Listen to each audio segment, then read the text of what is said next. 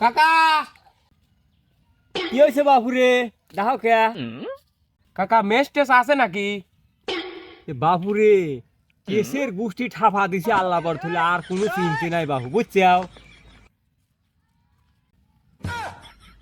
ঠসা শালার কইলেম কি আর হইল কি ঠসা শালাই শালা একবারেই ঠসা মামা কয়টা আফা দেওয়া যায় না মামা আত্র অবস্থা একবার খুব খারাপ বাপু এদের ফজরের আজানের সময় মনে কর ডাক হাতে না পেয়েছি বুঝছাও ভালোই আছি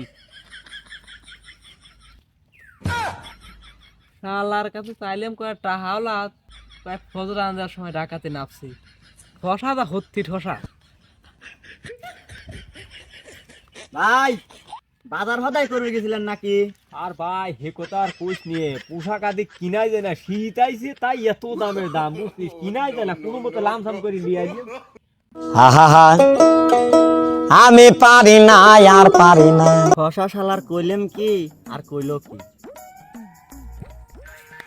দাঁড়াও বসো এনে বসো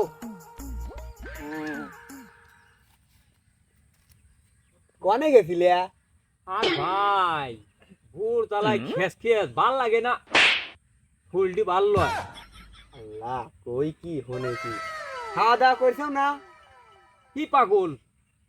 মনে করে যে গেছিলাম বাজারে বুঝছিস সকালবেলা গেছিলাম বাজারে ভালো লাগে না বাইরে থাকছি এই জন্য বাজারে গেছিলাম কার হাতে কথা কই বসলাম কথাটা ভুলমুল করে হেরাইলাম নাকি এটা কথা যদি কানে হনে তাই যাইছো কোনে কি কই সব করিয়া